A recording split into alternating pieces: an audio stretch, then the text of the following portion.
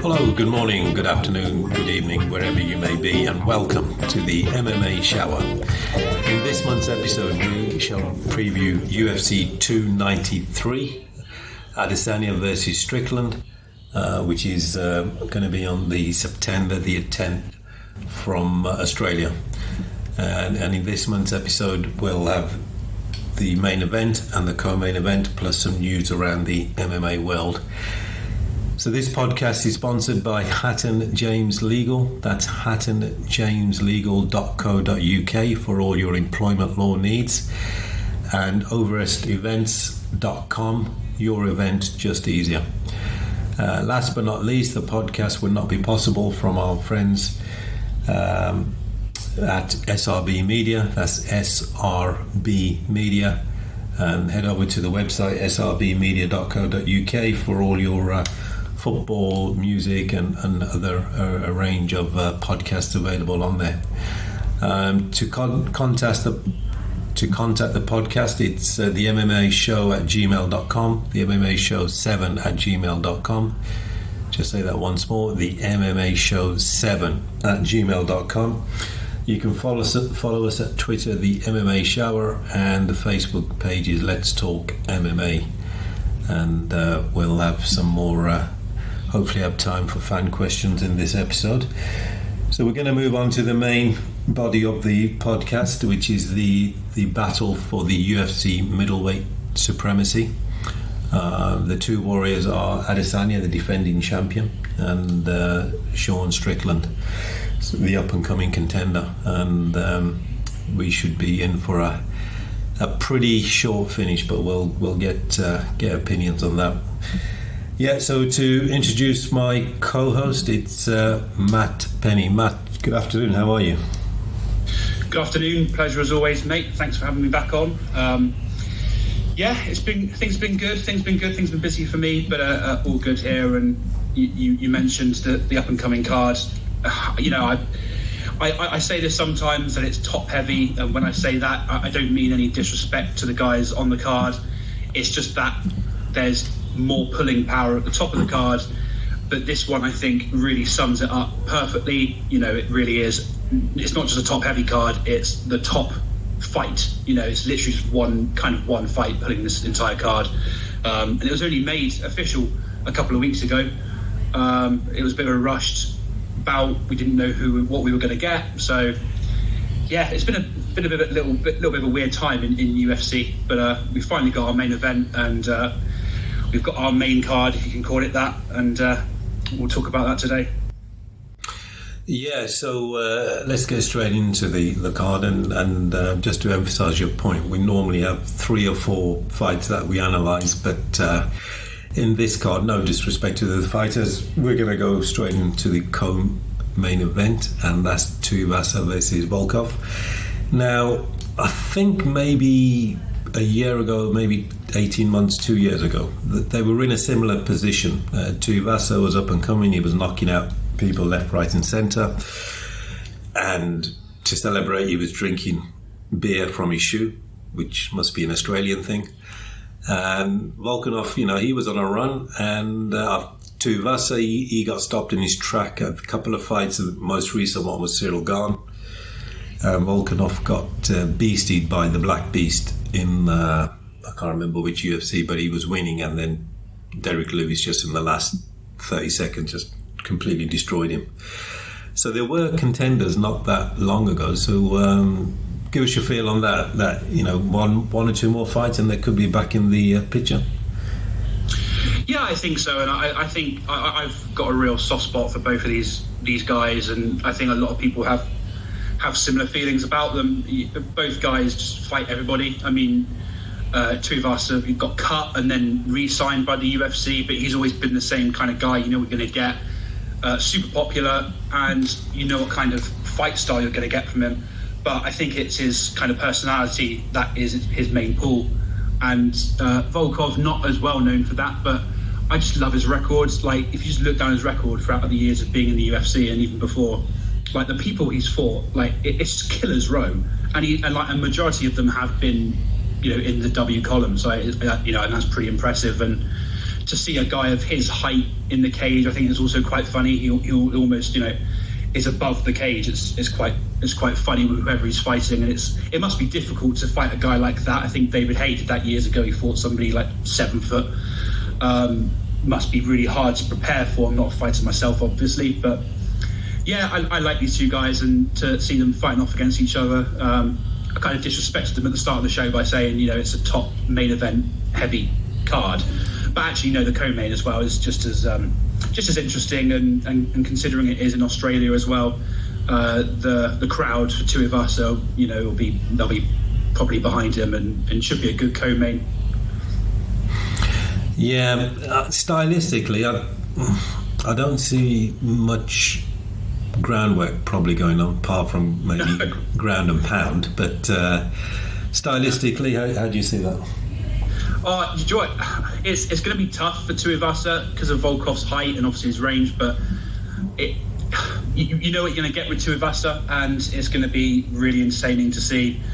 Both obviously very, it's not going to be on the ground, as you've already said, so I think we all know what to expect. It's going to be quite hard to predict. I think Tuivasa goes through streaks of wins and losses. He doesn't mix it up. It kind of all ends one way, either in the win column or the loss. So it's going to be striking heavy for sure. And I think this is going to be like a fight that a lot of people will just lean back and just enjoy to watch.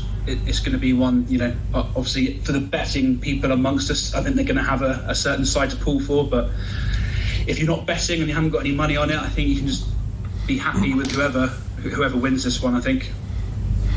Yeah, and you're right about Tuivasa. He's sort of not quite a checkered sort of record, because he's obviously still in the top 10. I think he's number 6, and but he sort of embodies, in computer terms, a binary fighter. He's either 1, meaning he's on the night, or 0, he's off. And he's I think his motto is to flatten someone or be flattened. He doesn't want to lose on points or to the judges. Yeah, it's kind of like a heavyweight version of Justin Gaethje. Kind of, goes out there, puts everything on the line, and it's going to end one way, usually in the win or the loss. But obviously, it's going to be a hard task against Volkov's height and range, and it's what everybody kind of has to deal with who comes up against him. But like I said, killer's row on his record. So, and he's had a good couple of knockout wins. Against Rosenstruik again was quite a good one.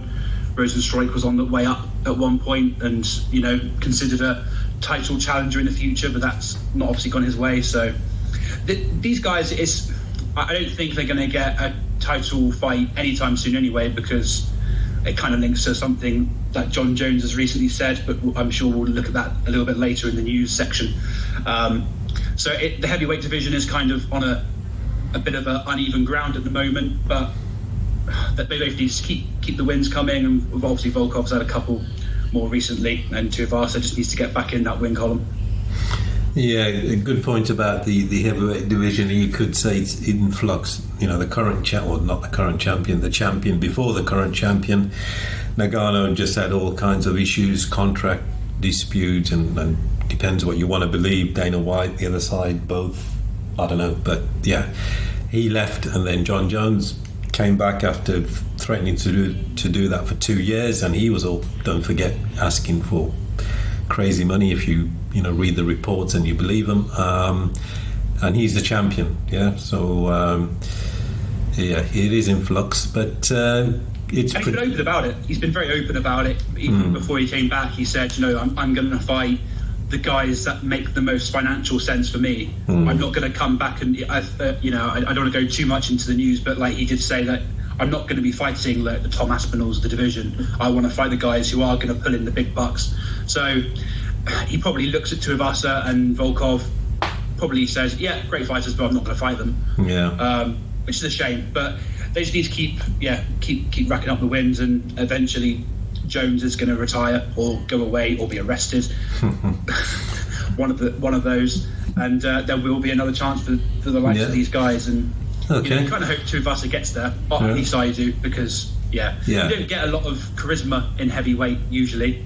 A bit stereotypical, but usually you don't get a lot of charisma, and Tuivasa brings that for sure. Yeah, in the form of a shoe and alcohol. Yeah. Prediction time? Do you know what? It is 50-50 knockout, either one of them. I'm going to go with Volkov, and I've only just decided that in that second when I said the words.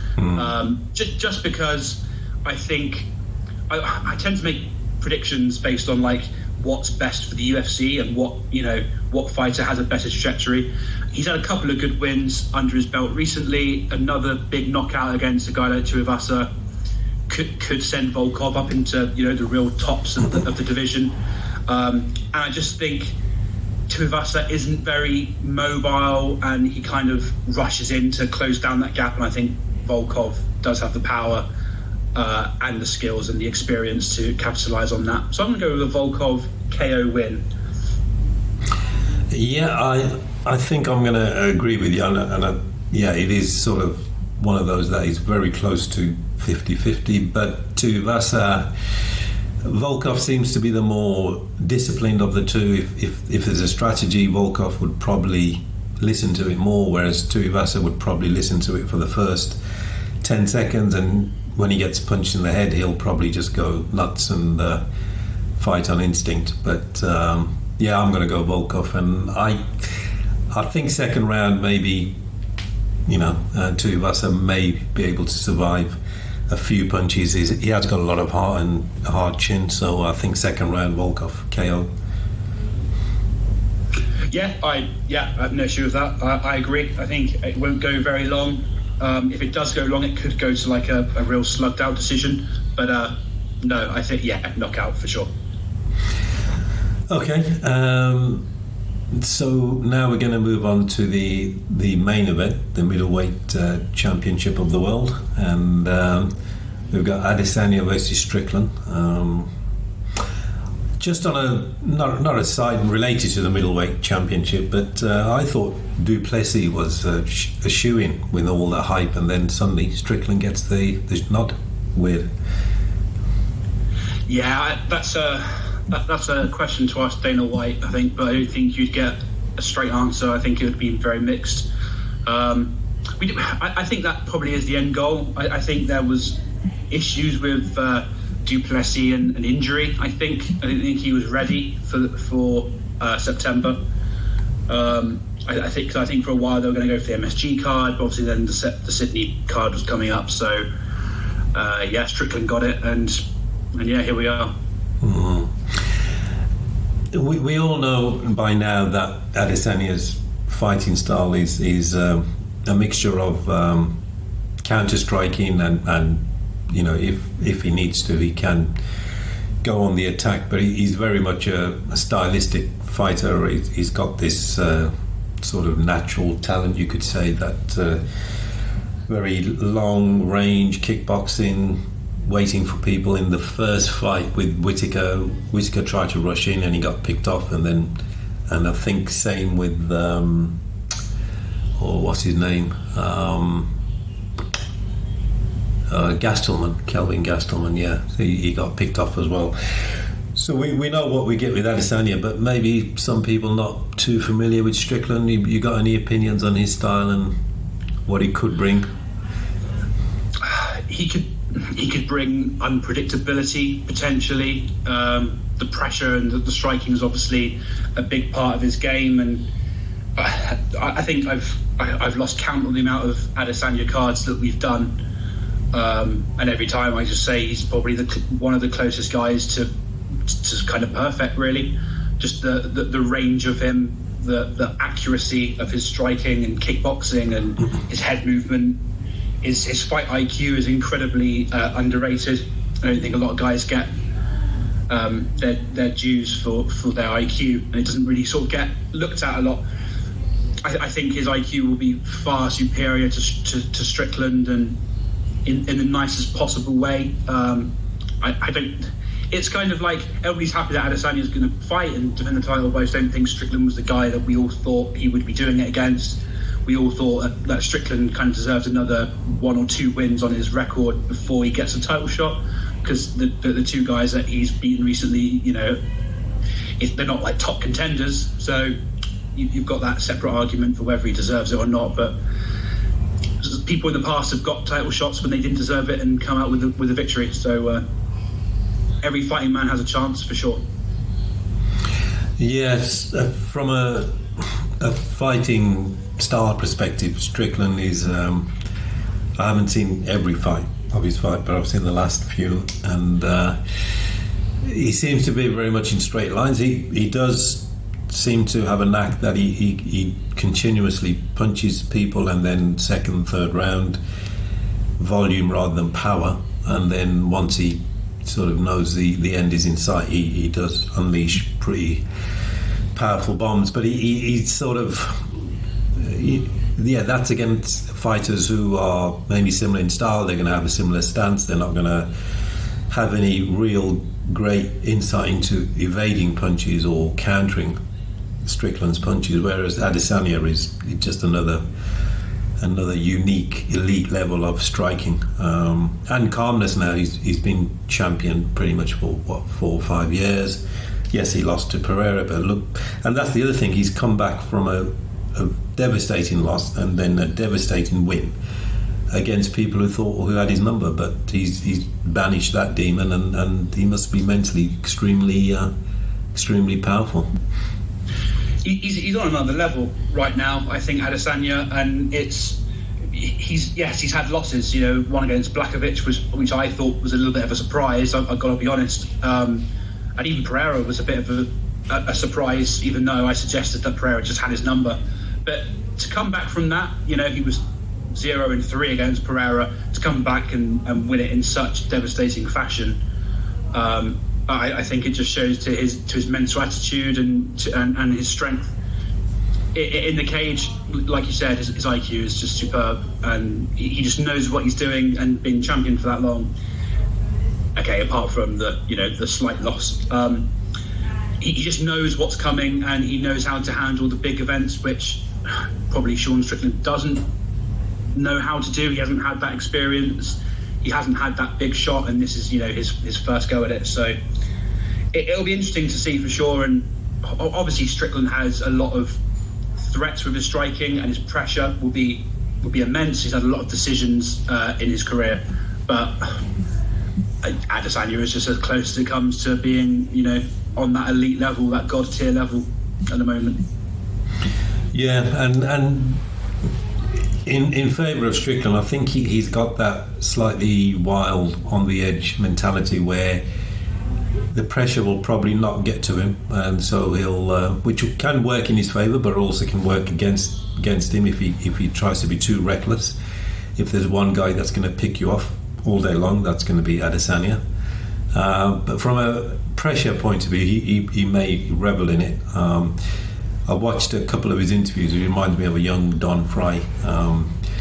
But that could be in his favour. He's wild, but Adesanya is a master of his art. So it's an uphill struggle, and I think the odds reflect that. He's a heavy underdog, is Strickland. So that's reflected in the odds.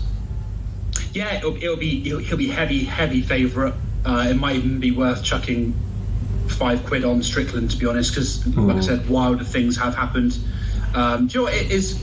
I may be wild off the mark here, but Strickland it's almost very similar to Blachowicz in his fight style, his very strike heavy style, and his pressure, not like immensely well rounded, but then also his kind of height is very similar, and his build is kind of similar for the weight. So it's kind of similar, and that's where Adesanya did come up against Blachowicz and did ultimately lose over 5 rounds. I really can't see that happening here, of course, and it's hard to go against the betting odds in this one.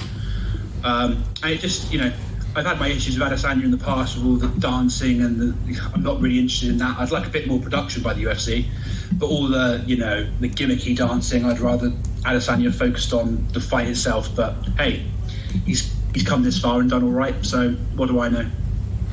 Yeah, I think Blachowicz he implemented a very good wrestling ground game. I'm not sure if Strickland can do that, but no, definitely not. Yeah, so his best chance is to catch Adesanya and not let go when he's done that. But it's prediction time, Matt. So put your money where your mouth is. Joe, I don't think Adesanya will get the finish. I think it will go out to a decision, but I think it will be like a heavy win for Adesanya by decision. Probably five rounds to nothing, 4 rounds to 1 potentially. We've seen it. It's not like he hasn't got that power. He definitely absolutely has, and he has finished, as we've seen with Pereira and others. But I just think this will be like an entertaining fight and a slugger for sure. But I think this could go all the way. We've seen it from Strickland. He's very capable, and so is Adesanya to go out far. I don't think lung capacity will be an issue here. So yeah, I think Adesanya victory via decision. Yeah, you're right. They both can go sort of play the long game. Adesanya has done that in a few of his defences when people haven't come at him, and that's sort of what I meant about counter-striking his game. I think maybe his default game is counter-striking because he's so accurate and calm. So it's up to Strickland. If he hangs back a bit and sort of waits for his opportunities, then I think it will go the full 5 rounds. If Strickland gets frustrated and doesn't stick to a game plan, then he could brush in and then end up like a few of Adesanya's previous opponents and looking at the UFC lights in Sydney. Yeah, and do you know what? We can't forget that for a good couple of years, a criticism at Adesanya was that his fights were boring and he took it too easy and he used his IQ too much and he just sort of backed off and just strolled to a victory by not really attacking. So it depends if Sean Strickland, like you said, if he takes the Yoel Romero approach, this could be a horrific fight. It could be absolute dumb. It could be. But hopefully not, and hopefully Strickland uses that pressure and makes it a game fight. But yeah, I think Adesanya's IQ is the main tool here, and it will do him well into a decision win, I think. Yeah, I'm going to go Adesanya, no surprise, and I think a lopsided decision is probably what it's going to be for Adesanya. So no change at the top of the middleweight division.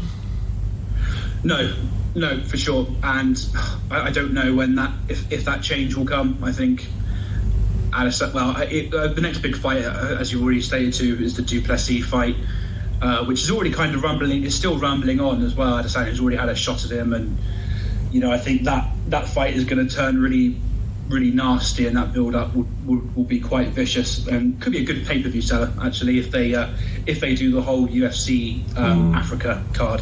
Yeah. Okay, so that's UFC 293, Adesanya versus Sean Strickland for the middleweight championship of the world. And now we're going to move on to news around the MMA world. Matt, take it away. Yeah, well, it's obviously we've just had The Ultimate Fighter, which has just finished up. So Conor has been in the news a lot, and I think for the past couple of podcasts, I think we've mentioned him. It was before Ultimate Fighter and then in the middle of. We still don't have our fight. We still don't have Conor versus Chandler. It's meant to be in December, and Conor leaked an image a couple of days ago which showed it being sort of official on the UFC Fight Pass. Dana has subsequently come out and said that's fake. They don't know where it came from, but I mentioned it in one of my articles at purelymma.co.uk. Sorry, plug number 1. It's just the guy knows how to keep his name in the media. He's just a master at it. Even if it's negative, positive, or even if there's nothing happening at all, he knows how to keep his name there, and he knows how to keep himself in the spotlight, even if nothing is happening. So we really don't know what's going on with that. he hasn't entered the USADA testing pool yet, and every fighter is meant to have 6 months. We think that Dana is going to ignore that and make the fight anyway, which brings up a massive issue if he does that, I think, because I think a lot of guys are going to come out and say, well, hey, what about all of us? We've had to do everything the correct way, but Conor just walks in and probably juiced up and coked up and everything, and walks in and gets a fight, which is, I think, will be a massive issue. Yeah, it's an interesting stage for Conor, and which way is he going to go? Is he going to fight for this tough series and do what I think virtually every other all the other coaches have done preceding him and Chandler? Is he going to honour that? Is he, what is he? Where is he? What's he doing? And again, on purelymma.co.uk, there's an article about what is the status of Conor McGregor. What's his motivation? We know he's mega rich. So why did he agree to the tough coaching series? And but yeah, there's a couple of good articles on purelymma.co.uk. Of course, because he always stays in the spotlight and he knows how to do it, and we as fools we fall into that and write about him. But a couple of years ago, well, quite a few years ago now, there was issues when he attended Bellator fights and jumped the cage and started fights with referees and all this, and there was a lot of accusations about him being very heavily coked up and drugged up and on stuff. And you see recently he's attending a lot of boxing events with Eddie Hearn and Misfits, the YouTuber boxing, and he's like he got into the ring and was shadow boxing randomly between fights at a Misfits event, and then was calling out KSI, the English YouTuber. There is issues there. There's massive issues, and for a long time now, it's easy for everybody to see that he's had alcohol issues and other issues that haven't been confirmed, but you can see it. You can see it from his behaviour. We're not idiots as humans. We can see when something is wrong. We can see when somebody is struggling, and I think this is an easy case of a guy with all the money in the world enjoying it, but at what expense? I think he loves this. I think he does. I really think he loves the fight game, as he said on Netflix of his documentary and all this. I think he loves it, but I just think he is really bad at resisting temptation, and I think it has been his downfall already. He beat Cerrone, but then after that he's massively struggled. I think, as a real fighter, I think I don't think we need to consider him as a kind of real, I say that in inverted commas, and see him as a real competitor anymore. Yeah. He's almost a caricature now. Yeah. Yeah, but it is also sad because, when you see somebody really struggling, that's what I see in him. Obviously, he's got the millions, so he's not struggling financially, but he's clearly struggling with himself and clearly struggling mentally. So, Yeah. It was good when he was motivated. It was good when he was a real fighter. Again, I say in inverted commas. It was great when he was a real fighter, but now it's a struggle to see him. Hopefully he does what John Jones did, another guy that's been in the media, and I mentioned him earlier. Obviously his fight against Stipe is coming up in a couple of months, and he seems very focused. Sadly, we're not going to see him against Tom Aspinall and others. He's already said that he's kind of going for the big bucks, which is a bit of a shame, really. It'd be good to see him do like a heavyweight run like we saw from him at light heavyweight and sort of take out the entire division. I'm not sure he'll do that. I think if he wins against Stipe, he'll just say, look, you can't dispute I'm the greatest ever, despite what you think of whatever he's done outside the cage. And I think a win over Stipe, and he's gone into the sunset and into the next chapter of his life, I think. But you never know. Yeah, it'll be a weird situation where I think no matter what the outcome is of this fight coming up, I think both guys will lay down the gloves. I think both guys will walk away and say, do you know what, that's our story done. And Miocic for me is, I said he was the greatest heavyweight, but I think now John Jones has stepped into the heavyweight. I think with 2 wins, I think already he would take that mantle. I think I really do. Miocic definitely one of the best for sure, but yeah, you know, John Jones and his longevity in the game, even with all his issues and outside of the cage, just unbelievable. You know, absolutely unbelievable to be at the top elite level for so long, even with all his issues outside. Yeah. Imagine if he was disciplined, how good would he be? Imagine. Like, it's scary. It would. Yeah. It would go down in history as like the greatest runs of all combat sports, like overall, like boxing, everything. Any combat sport, yeah. Yeah, if he stayed clean and like out of prison and just regular, like it's just amazing how he stayed out of injury and like nobody has massively damaged him. Yeah. It's crazy, really, but it's okay. I'm excited for him against Miocic for sure. I like Miocic, and I think he is the greatest heavyweight, because he lost the belt and then he came back and won the belt, so that's always hard to do. And that second fight against Daniel Cormier, when he was losing the first 3 rounds and suddenly he just went into boxing mode and, you know, used Daniel Cormier's belly as a punching bag and literally punched the wind out of him. And that was a very high level sort of demonstration of boxing from an MMA heavyweight fighter. Oh yeah, between Miocic, DC, John Jones, we've had a great era, really. It hasn't been a massive squad depth, the heavyweight division. It's always kind of struggled with young up-and-comers to break out. And it's kind of sad, really, that the heavyweight division had to look at DC and John Jones to come up from their light heavyweight division to really breathe new life into it. And unfortunately, even with popular guys like Tuivasa, they haven't had like a breakout Sean O'Malley, they haven't had a breakout Conor McGregor level of star to elevate the heavyweight division. Quite like boxing heavyweight, you know, the past sort of 10 years, they've had multiple guys come up who've really grabbed the world's attention, like, you know, Anthony Joshua, David Haye before that, Tyson Fury, etc. It's a shame UFC haven't had that big breakout youngster moment yet, but yeah, we live in hope. We live in hope. Okay. Anything else, Matt? Well, I tell you what, we've got a load of good articles over at purelymma.co.uk. We've had some cool information come out about the new UFC video game. UFC 5 is coming out in October. I do like video games, but I don't really play the UFCs. But apparently this new one coming out, UFC 5, is going to be like a real